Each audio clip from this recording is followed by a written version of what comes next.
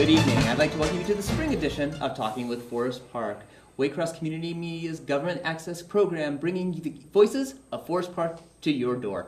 I'm very fortunate to have at the round table today, as always, City Manager Ray Hodges. Ray, glad you could join us this spring day. Thank you very much, Jason. Glad to be here. And how apropos it is for us to be having seated with us Wright Gwyn from Forest Park Environmental. Spring is sprung. Oh, you betcha. You betcha. The things are hopping. Ray, Wright, you've both been very busy with spring, especially with the wonderful programs that Wright has in store for us. I always like to bring this up. You know, we're very fortunate in the city of Forest Park to have an environmental program within the city. This year, it looks like we've got many programs. Your thoughts in these programs and where Wright's taking the city? Well, this is one of the exciting areas for the city because this is basically a direct service to the residents. And we have a number of programs that will benefit the residents. As you know, we oftentimes like to have maybe two subject matters on our Talking with Forest Park program, but we got so many exciting things going on right now that residents need to know that we wanted to dedicate the entire program to the environmental area. And fortunately, we have Wright, because we're going to talk about not just recycling, but just the environment in general. Forest Park is a beautiful place, and we're doing a lot to commit ourselves to the environment. And so that's why we brought Wright on, and we want him to talk about some of these programs we got. And I would add, we probably won't be able to cover all of them. I was going to say, we have but so there are many a number that are of important on there. ones. And here we just celebrate, it's Earth Month. We celebrated Earth Day the other day. It's Earth every day. Earth is every day. In day. your office it is. Mm-hmm. Let's dive right in. I mean, before we get into any of these programs itself, you obviously are planning programs out far in advance. I mean, these are just a small microcosm of the things that you want to see the city to do and propel it forward. What is your motivation, your initiative to bring these great programs to the city? Well, one of the enticing things about my position is the trust that the city of Forest Park has put in this position. The city council, Ray, some of the department heads. And what has been really neat is I've basically been given kind of a free hand to go out and research different programs of what other communities are doing. Cincinnati's a great city to follow and to see what's going on because they're very active in developing environmental programs. But there are other cities, not only in Ohio or locally or the whole state of Ohio, but throughout the country. There's some really interesting things going on. So the city has basically said, okay, so if you can justify what you're developing and the funding and the effectiveness of it, we'll give it a shot. And so far, the city has pretty much given me a free hand. And so these programs kind of create more ideas. Sure. And so you can either modify the programs that you have now, you can expand these programs, or you can develop new programs to kind of go along with what you've already developed. Which we've seen all three of these happen throughout many of the tenure that we've come and spoke about these things. I mean, whether it be, in the winter when we're dealing with home repair and warming the home and cooling the home for that matter now, or to the programs that we'll be discussing today, which are more the spring and summer events, so to speak. Right, and what is important is even though it's coming out of my office, my department, we're not the only ones involved. We have other departments in the city of Forest Park that we're working closely with, community development, the building department, the recreational department, even the economic development department. And then we also have community groups like the City of Forest Park Gardeners Club. We also have a sorority that was instrumental in one of the programs we're going to talk about now, Alpha Kappa Alpha sorority. They came to us with an idea. So our little program is not one person or one department. It's the city, it's the community, and it's even organizations outside of our city limits that have said, look, we've got some ideas, let's see if we can try them. Right. And one of the departments that is intimately involved in many of these projects is Public Works. Sure. And some things that you would think Public Works may not be interested in, they are. They're supportive of this environmental Right. push, and they do a lot to help out. So I think one of the key to the successes that we have is the fact that, as Wright indicated, various departments, but also outside groups and citizens are involved in this. This is a community activity. Whereas some people might say, you know, we're very fortunate to have that, but it's that collaborate, your office. It is very fortunate to have the collaboration because I think the building upon that has helped in the success of not only allowing you that free hand, so to speak, but to be able to go into varying realms that we've had. I mean, if we were to go back through your past, which we could, but we won't. Yeah, that's another show. That's another That's show. another full hour. Right, But anyway, right. If we were to look to see at your beginnings of where we were starting to where we are today, a lot of it would not have been without the success of collaboration throughout the entire city. Am I correct? Oh, there's no question, and Ray is completely correct. And I failed to mention that Public Works has been instrumental in a lot of these programs. They have the manpower and they have the equipment to help me produce some of these things. And without Public Works, I would be hard pressed to do probably half the programs. Some of the programs we're going to talk about now is if I didn't have them, we wouldn't be having the program. But part of that key, I want to emphasize this, part of that key is not just merely their involvement, but their drive and their interest in supporting it. I think there's a sincerity in the involvement of all the groups that Wright mentioned in the success of this program. And being a watcher of the city, I agree with that. That's that key element right there. Well, we've been kind of dancing around many of these programs. Okay. Let's dive in. Let's go into the main core. We've got plenty to talk about, but for those who have been walking into the city building, they may have noticed a little bit of a change in the entranceway. I like to call it Wright's project, and that's the community paper shredding station that you now have, which will now eventually lead into our other project, which is also the shredding day. Right. We're going to be able to take what is a huge program, which is the shredding event, which is coming up in June? June the 3rd, the first Saturday in June. And it'll be in the parking lot of the Winton Woods High School. And it's going to be the June the 3rd, which is a Saturday, from 10 to 1. And this will be our 3rd year. And it has been a success every year. Oh, the first year we had one truck, and we filled it up where it was bulging at the sides. And the second year we had 2 trucks, and we filled up both of those. And we've got 2 trucks coming this year. And so we're real interested to see, because we're getting calls now from people saying, "Are y'all doing the shredding again?" Yes. Good. When is it going to be? Is it the same place? And so, yes, we're becoming a routine kind of a stop for people who need large amounts of paper shredded. A lot of people look forward to leaf collections. Some people really enjoy the chipper.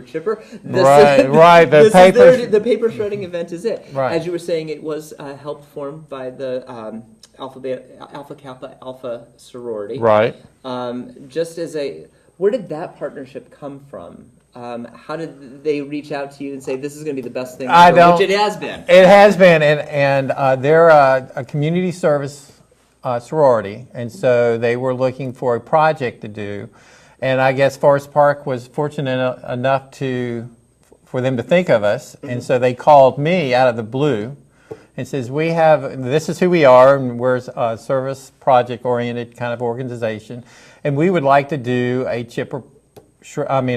paper shredding program, and was wondering if you'd be interested. And I went, "Oh, you bet. Come on in. We'll talk about it. We'll see what we need to do."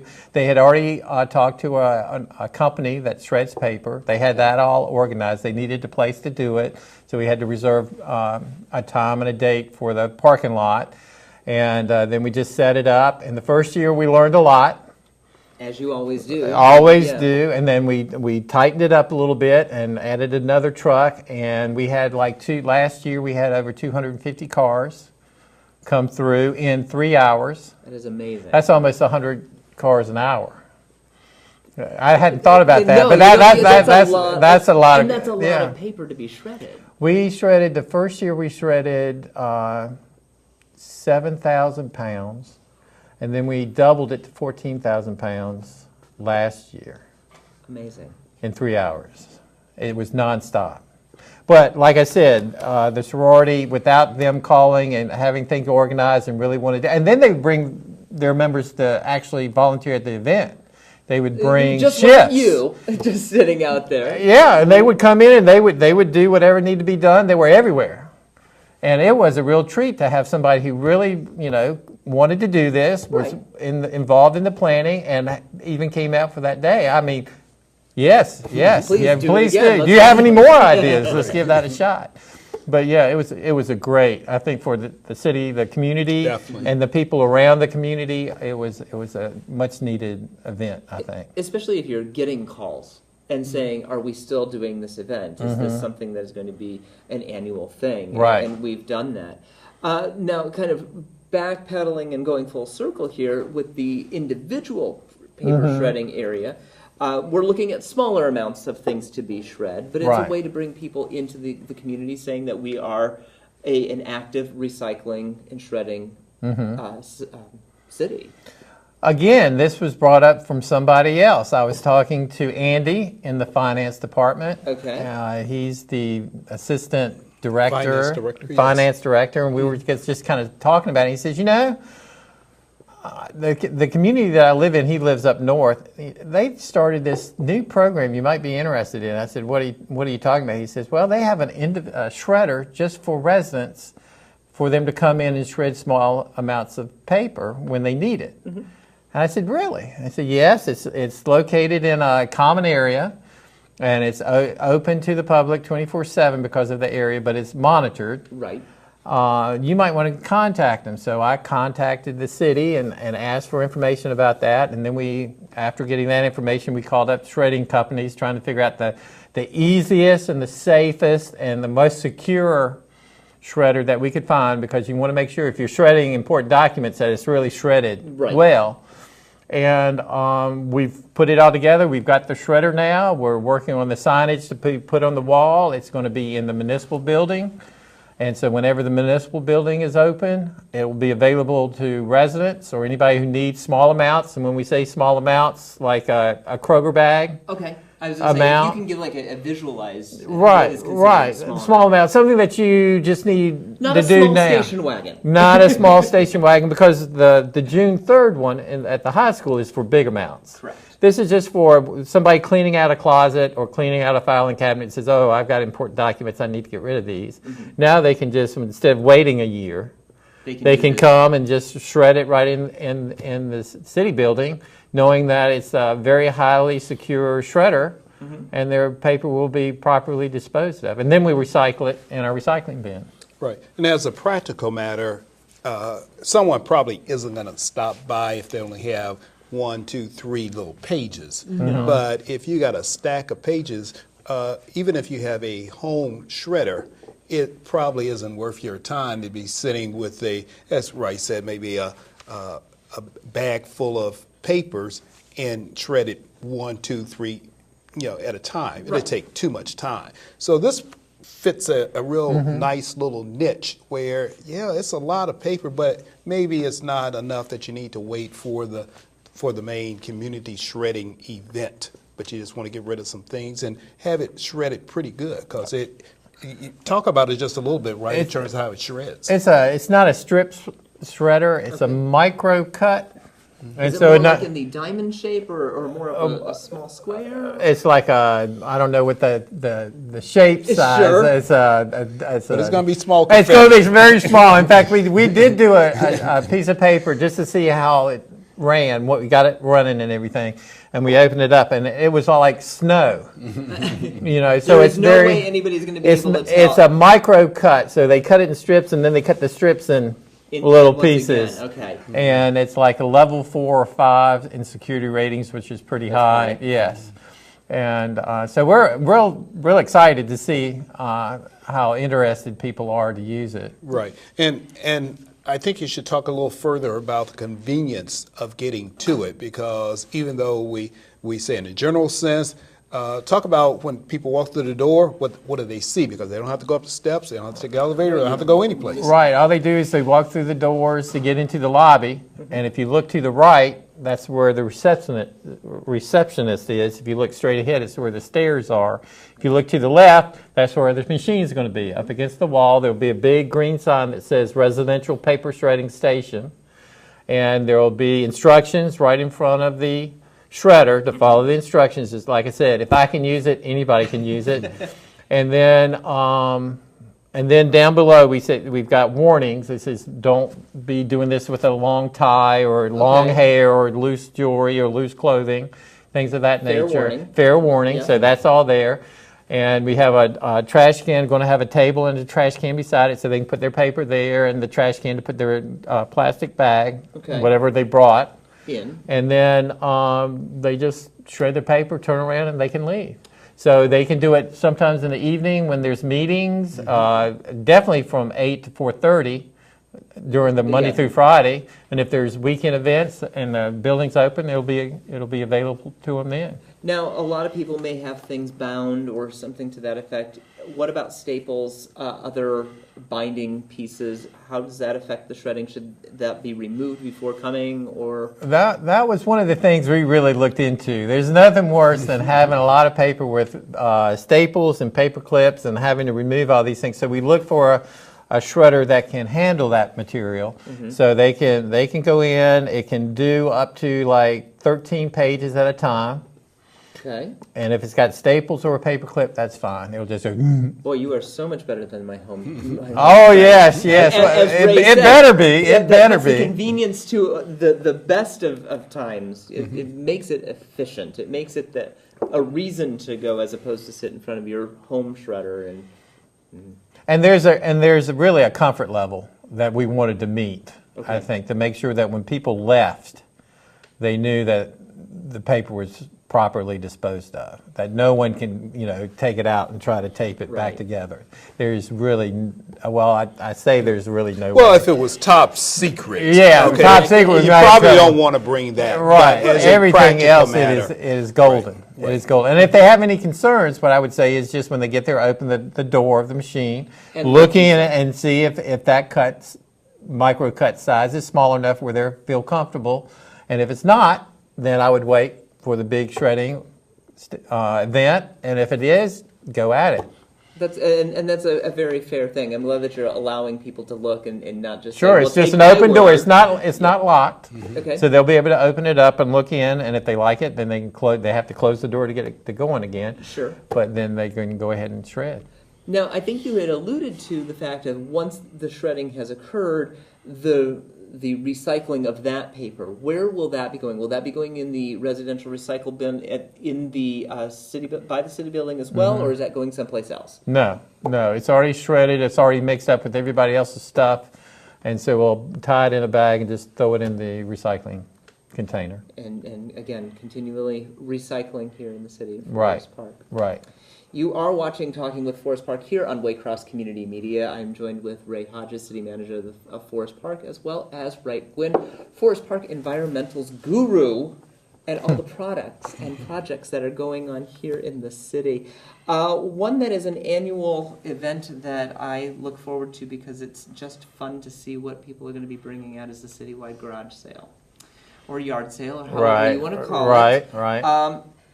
I know this has been going on for a number of years, but how long has the event been? Help me out, Ray. Oh, it's been decades. I know it's over 20. Right. It over will 20 years. date us. Yeah. Let's just say it's been going on for a while, and it's been improved from the beginning. Every year we learn a little something. Sure. When we first did it, it was just at everybody's houses. And then we found out that some houses didn't have a good location, so we opened up the parks. And then we also started encouraging people to use churches or the senior centers, and people have moved into those. And then we've got some people saying, well, we got some stuff that we're not selling. We don't want to take back into the house. What do we do with that? So we started advertising the different places where they could take it. But then some people saying, well, can't you put something together so we can just bring it by and just give it to you as if I want it. and so last year we did something really new. We got St. Vincent's de Paul to bring a trailer. Okay. And it was manned from 12 o'clock to 4 o'clock because that's when the sales start kind of dwindling down. And we filled that whole trailer up. I mean, it was packed. George Cummings, he's the board chair, and I were out there, and he packed a trailer that somebody should have taken a picture of. It was beautiful. Does he have anything else in the house now? I don't know. I didn't ask him. I didn't know. But there was one individual who came by who had all kinds of furniture. He says, I just didn't want to. I want to get rid of it. I've got other new stuff, and he came by about 5 times with different furniture and everything, and so we kept putting it in there, but people brought clothes, people brought all kinds of things, and we're going to do it again this year. It's scheduled, and so we're going to see how it goes again. And so for those who want to be involved, they do need to register for the event, though. They can. It's getting real close. The event is the first Saturday in May, which is the 6th, so it's really close. When they see this, it's almost it's done. Correct. What I tell people when it gets to be about this time is just go ahead and have it. If you want to be at the park, the Kemper Meadow Park, that's where we've got 8 groups now that are going to be there because their locations were not very good. If they want to go there, that's fine. They don't need to let me know because the park is a very big area. And but set up balloons any way that they can, catch people's eyes, Sure. and it'll be fine. And so that's the way we handle that. But like I said, it's the 6th of May, and we have approximately 80 homes that are participating. Is that the largest group that we've had, or are we at about the median? I think that's about the comfortable level. When we first started this, we had like 120. And then we've kind of gotten down to those that are regular. Ray was a big yard sale person. Yeah, why don't you tell a little bit about your experiences? Well, it was a great experience only because I pretty much turned it over to my wife, and she did a pretty good job. But it does make a difference, as Wright indicated. Sometimes you're not in the best location, so you don't have as much traffic. It's like anything else, location. So the park arrangement works out well for those that might have some items that they would want to, in essence, see reused. Exactly. But they're just not in a good location for a garage sale because we got a lot of cul-de-sacs, as an example, and we have a lot of areas that don't receive a lot of traffic by design. That's the neighborhood and the way it was designed. So the opportunity to be at the park is a great opportunity for people who want to take advantage of it. And being at the Kemper Meadow Park, you're going to see a lot more traffic go by, as you're saying, bringing those balloons, bringing whatever they can. And if you get a little taste of what's there, those eager and avid sales people, and we know who they are. They're the ones that are waiting for that minute hand to hit, 8 o'clock to let the drop the rope kind of thing. They'll pick things up left and right. Right there, we put ads in the classifieds, so it'll be in Wednesday, Thursday, Friday, and Saturday. We do an email blast. I have an email list of about 2,000 households. So we do that blast. We got it in the paper. We have it on the reader board. We'll have a banner up starting Monday, so people will ride by and it says yard sale, citywide yard sale Saturday, so they'll know that it's going to be Saturday. So the city has promoted it as well as it can be promoted, I think. And it's on Wake. Oh yeah. Well, that was a given. I just figured that was the case. Yes. No. And that information is up there. Right. So hopefully people will know about it. I think thoroughly. They do. And again, like you're saying, it is an annual event. If people did not know about it, I think we would not be talking about it today for as long as we've been doing this program. Right. And people would be asking, well, why? And Ray hit the nail on the head there. Why does an environmental organization do something? You hit it. It's reusing, exactly, or repurposing the items that are going out. Plus, it helps clean a lot of people's homes out. Right. It does. Another man's junk is another man's treasure. One man's junk. Yeah. Treasure, and you never know what you're going to find. Yeah, that's true. That is true. And again, like they said, this is May 7th. It's Saturday. Get out there. They can if not, be a part of it. They can go to our website, the Forest Park Environmental web page, and on it has a yard sale. If you click on the yard sale, it goes to a page where it has yard sale locations. Click on that, you can find out where everybody's having their yard sale, And they all have that- 80. And there's the digital map as well as There's a paper map as well? that's in the city building in the brochure holders. Okay. So, those who wanna yes, get out right. there. Hmm. So those are just the featured ones. I told you we have a lot to go through. Wright has been busy. So as we kind of brought into the program, spring is here, and usually when people start feeling spring needs not only cleaning but planting.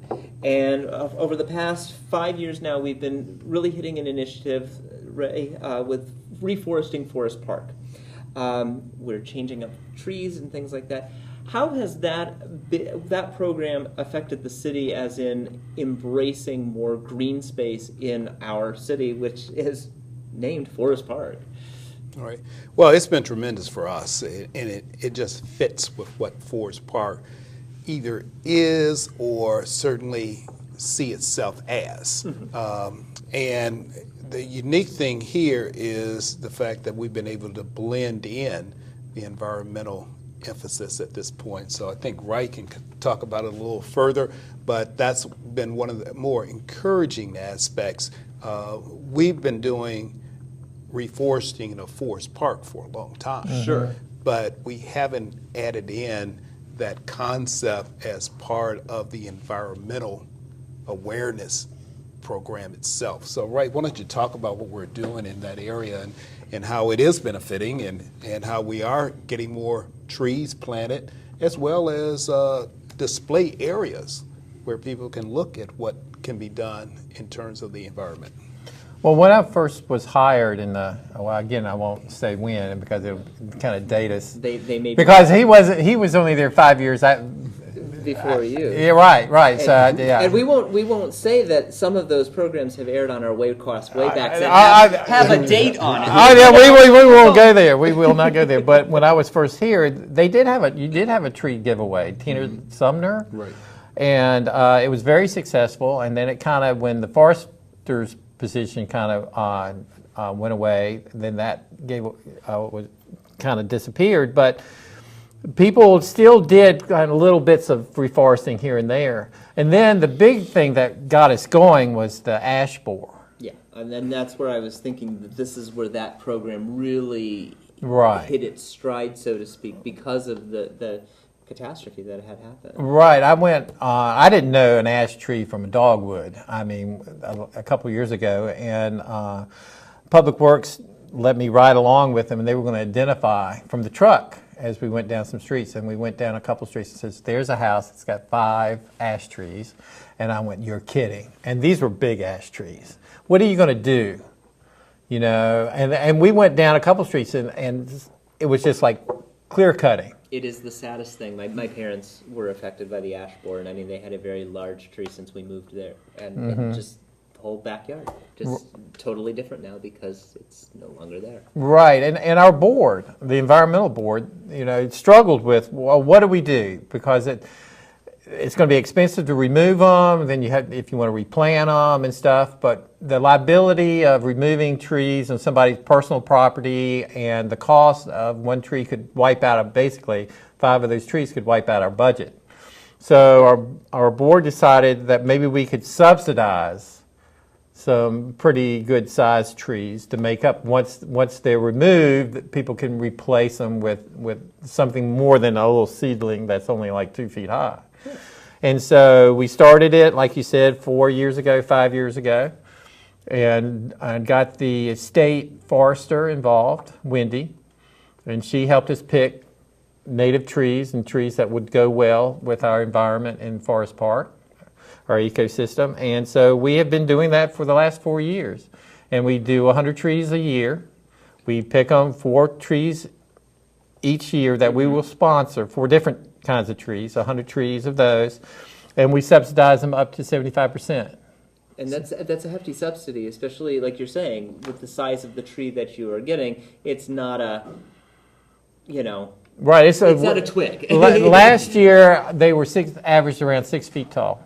Wonderful. I mean, that is... Right. So it's a good-sized tree. And I think the most that someone had to pay last year was $8.46 for a 6-foot tree. That's great. You can't ask for... You can't go to a home shopping center and get that, or a garden center at that price. So we're doing a lot of flowering trees and some canopy trees, but I can't wait 20 years down the road when these trees mature to see what Forest Park would look like. Because we'll do this next year. Right. We'll do it the year after that. And we'll do it the year as long as I'm around or the money is available. And this is a project that will. I think it's a worthwhile project that Yeah, keeps going. It's an ongoing program, but it's a good program, and it just adds to what we are trying to do as our commitment to keep the forest in Forest Park. Now, of course, the 4 that were for this year was the black gum, the sugar maple, the eastern redbud, and the white dogwood. We have gone through different iterations of varying ones. Was that not only to add variety, but was there some little indication saying that this, because you could see a Bradford pear everywhere, and was it like, do we need another Bradford pear? Was that part of it, or was it just kind of, let's add a little more variety every year? Wendy, which is the state forester, yes, and I got together and she says, diversity is the key. And I agree with her 100%. And so what we wanted to do is not only get healthy native trees that might be able to combat some of the things that are coming down the road, the infestations coming down the road, or other diseases and funguses that are coming down the road, but also added a variety of trees. So we want Forest Park to, whatever comes down in the future, if we only have like a monoculture of trees and an insect or something comes, just like the ash tree, right. And we plant the same tree, and it just so happens that bug, they love this tree, all of a sudden we're back in square one. So if we have a wide variety of trees that we planted, then they might hit some, but the others survive. So that's the whole hope of diversity, whether you're talking trees or aquatic animals or ecosystems. You want a nice, healthy, diverse ecosystem. And that's been very important in Forest Park because we have seen over the years, we're talking more recently about the boar, but we've seen this with some of the evergreen trees as an example. Maybe trees that have lived for 20, 30 years, they're majestic, but then all of a sudden they start getting hit with some kind of disease or virus, and it just starts wiping out that community of trees.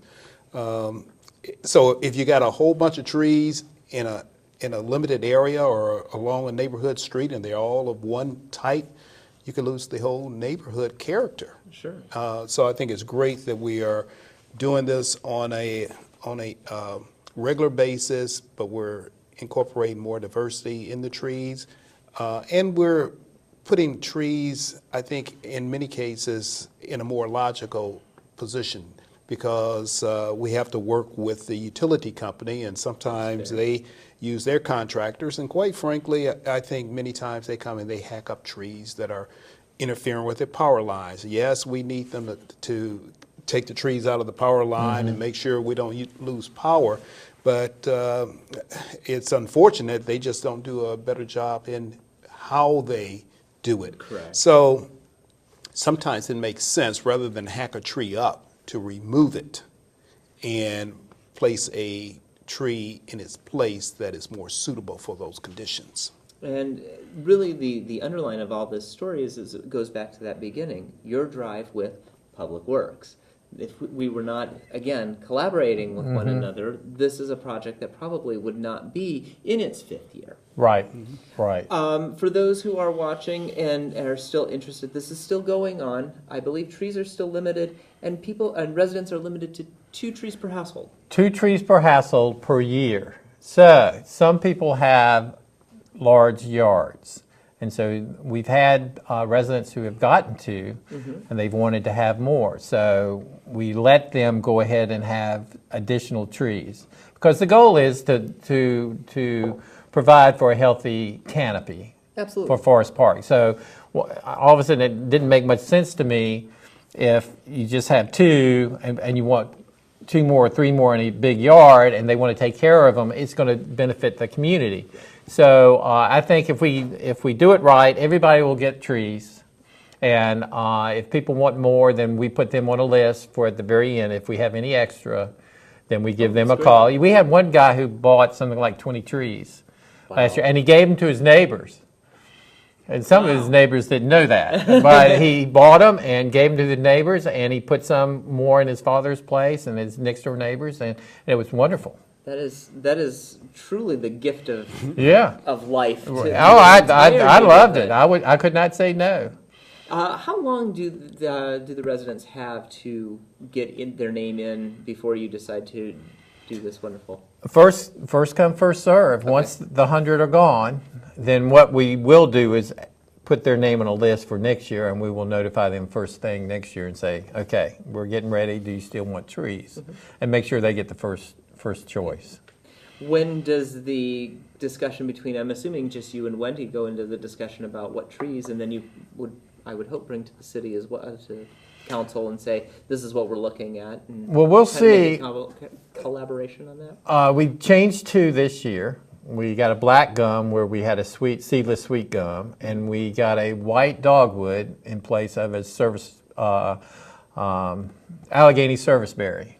Because we've had the Allegheny serviceberry for 3 years. I felt like it's time for a change. And we've done the hardwood, the canopy trees, the big trees. We've kind of moved them around a little bit more. So the white dogwood is a hot seller right now. People really want the dogwood. So the first 2 days we've had 7 people say, I want dogwood. So that looks like it might be around for a while. Okay. The canopy trees, we'll have to see whether or not they're agreeable with the community. If we don't get many people who request them, then we'll consider maybe another tree. Excellent. We will keep going, and then will this technically end for 2016, or when does that rollover go from that 2017? I'm sorry. Wow, where am I today? 2017 into 2018. If we sell out of trees in the middle of June, then we're done for June. But usually we have trees up through August. And so once they're gone and people call, like I said, we'll add them to a list. And then the Public Works, we have the trees delivered to Public Works, and then for a morning we divide up the trees and we deliver the trees to the house. And without Public Works, it would take me a week to get 100 trees out to people. So like I said, it all depends on how fast we get the trees out. We'll determine how long we'll be giving out trees. Kind of going on a side tangent, not necessarily a part of the program, but obviously if our homes are being reforested, what about the inner city itself?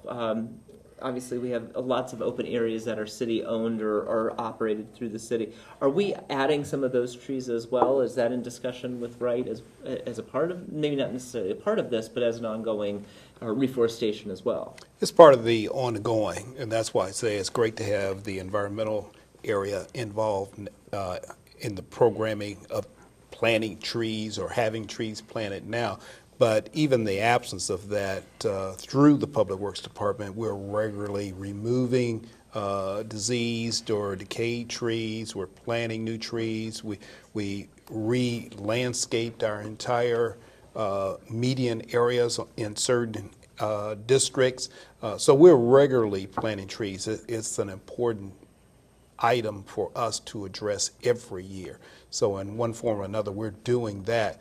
And it's just a benefit that Wright and the environmental area is now working directly with us to add to the avenues we use to plant trees. You are Talking with Forest Park here, the spring edition on Waycross Community Media. I'm joined with City Manager Ray Hodges. I do not want to be city manager. No. I'm very happy as being the environmental guy. Hey, more projects that are still going on. And another one that I know has kind of gone from a short time span to more of a long-term project has been the Large Appliance Collection Program. These are your refrigerators, your freezers, your bigger things that you shouldn't be putting on the curb. Mm-hmm. Again, this has been another one of those programs that will probably outdate us for years to come. Right. The idea is to get them picked up and disposed of, recycled properly. Right. Especially because you don't want to take some of these into your car. Pickup starts soon? It's already started. There we It go. started April 24th, and it will go until the end of August. And again, Public Works, I work very closely with them. People call me, and now the large items, the large appliances, Yes. consist of 4 appliances that contain Freon because they can't, if you have a air conditioning unit or a freezer, or a refrigerator or dehumidifier, those all have Freon. And they can't put it out on the curb expecting somebody to pick it up. Well, scavengers maybe. The Somebody's scavengers going to pick it up. It's just not maybe not the right people. And the problem with that is they'll cut the lines and the Freon will go into the atmosphere. And the Freon is a global warming gas. And we want to drain it properly and contain it so it doesn't go into the atmosphere and create some problems. So we have those types of appliances, but then we also have the stoves, the dryers, the dishwashers, and the clothes washers and things like that. And what they do is they just call me. Residents call me. They're allowed 2. Okay. 2 seems to be the number. Yeah. I like 2, and we'll say, okay, we'll figure out a day when the evening when they can put it out on the curb, and I will schedule Public Works to go by the next morning to pick it up. So it's really only out on the curb 12 hours. Perfect. Right, and then we collect them. We got Unwanted Appliances is a company. They used to be out of Kentucky. I'm not sure where they are now, but they will, when we have 15 collected, I call them. They bring a trailer, pick them up, take them. They'll drain the Freon from those that have Freon, Right. and recycle all of them. So every part is Recycled. Right. Okay. Last year's results, did you see a fair number, an uptick, or are we kind of, again, similar to what we were talking earlier, in that median range of this is kind of our sweet spot here in the city?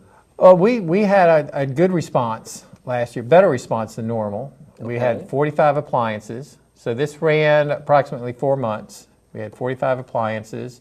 We had approximately 29 that had Freon.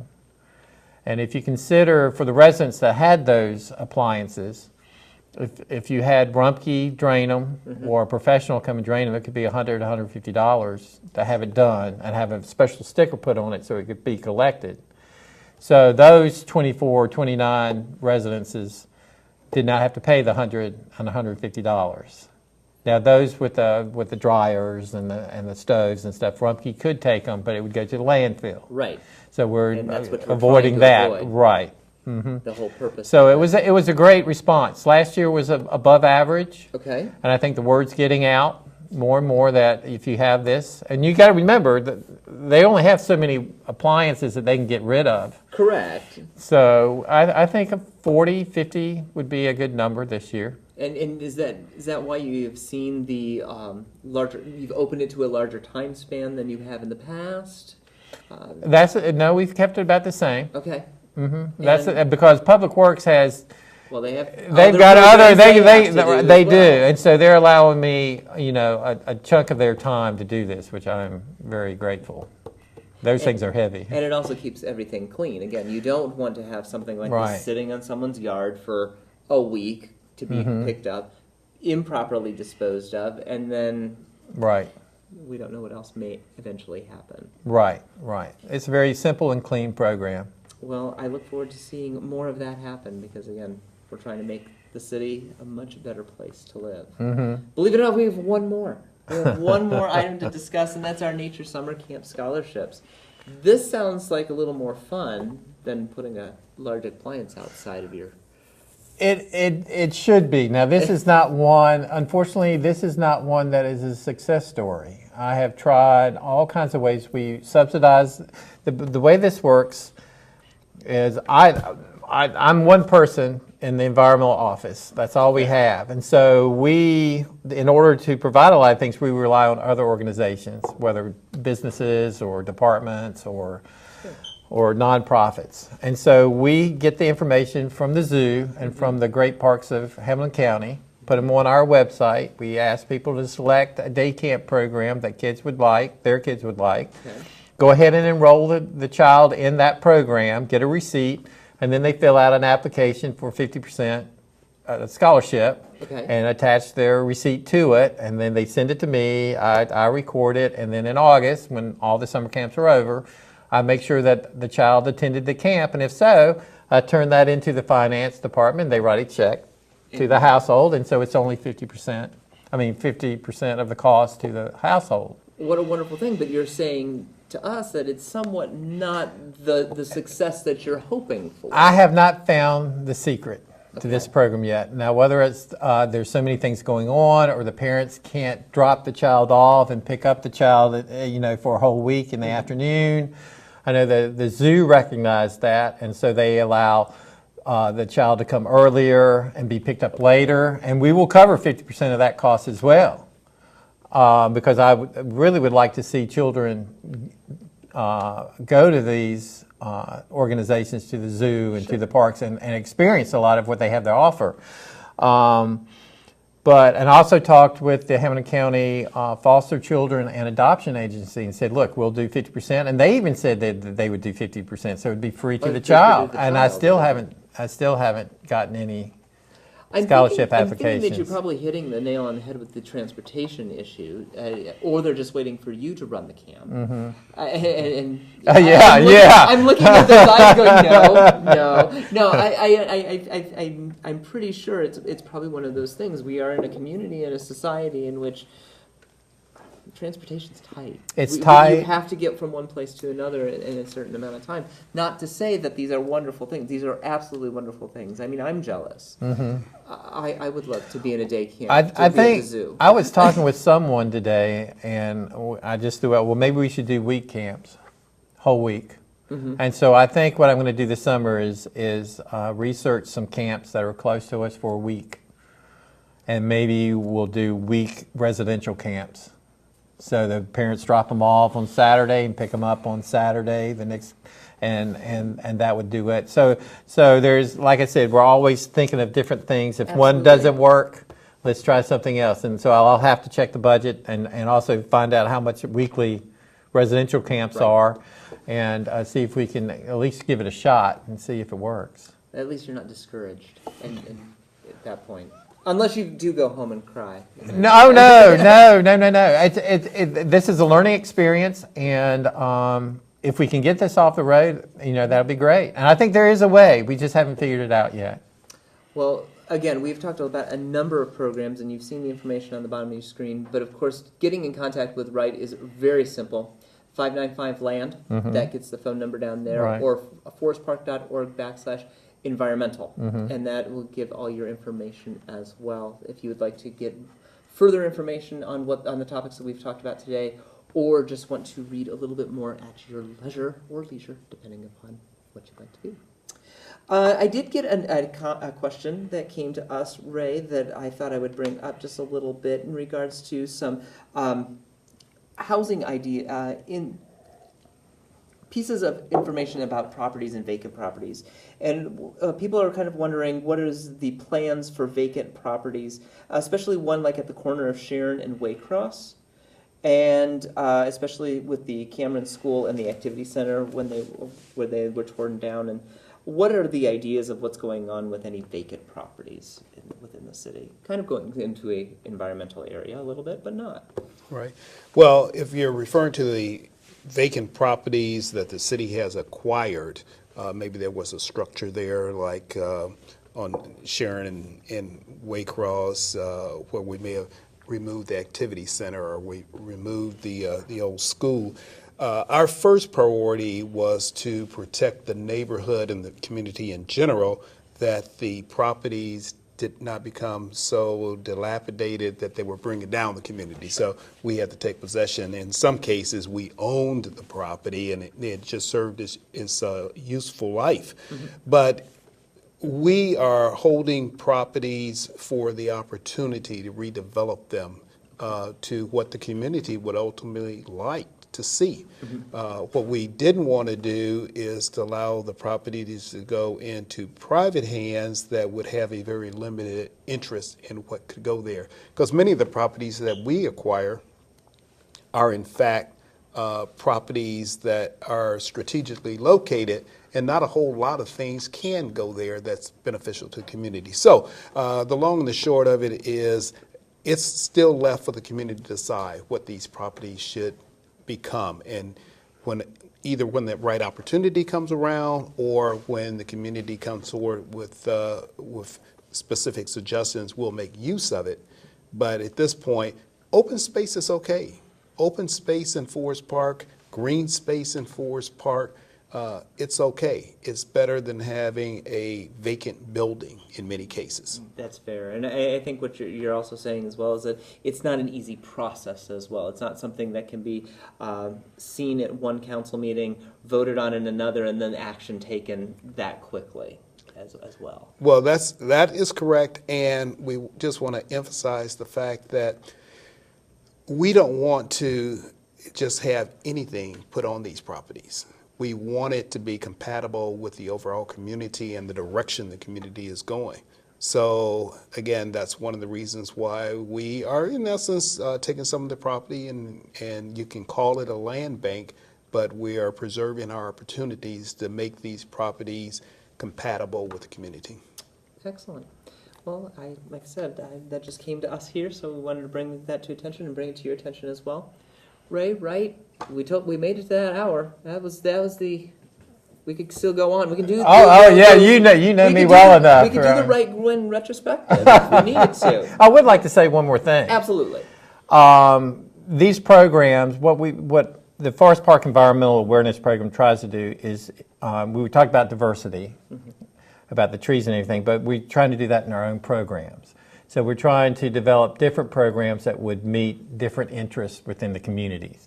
There's nothing worse than having a really active one program and it really gets about 30% of the residents going, but what about the other 70%? Right. So what we've tried to do is develop programs that they might not be interested in most of it, but there might be one or two that they might want to participate in and feel good about. So the Forest Park program, if we don't have it, and you have an idea just like the sorority group, I would encourage them to give me a call and say, I've thought about this. I could be opening up a box of trouble, but that's how things work. Correct. And I would appreciate a phone call. I'd listen and we'd talk it over and see if we could maybe get something going. There's no telling. No opportunity is too small. Right. And especially in our fair city, we are very fortunate to be able to have people who are willing to listen and, like you're saying, take that opportunity, maybe shape it, mold it differently. Maybe it didn't work one year, but it'll work in a second year. Hopefully. And to have a council and an administration that is full force wanting to make those changes happen. And that's what we like to discuss here on the show. Ray, Wright, thank you for joining us. Thank you very much. We'll be back in the summer, probably outside, enjoying the beauty that is our city. And we'll see you then. Thank you for coming out. Thank you very much, Jason, and thank you, Wright. Thank you, Ray. Appreciate the opportunity. Absolutely, always. And thank you for joining us as well. You have been watching Waycross Community Media's government programming called Talking with Forest Park with me, Jason Grzegorek, Waycross Community Media's Government Access Coordinator. If you'd like to get involved, as we were talking here in your fair city, 825-2429. Create your own program. Do your own thing. Have fun. Express yourself. As always, I will see you again next time, and have a great evening.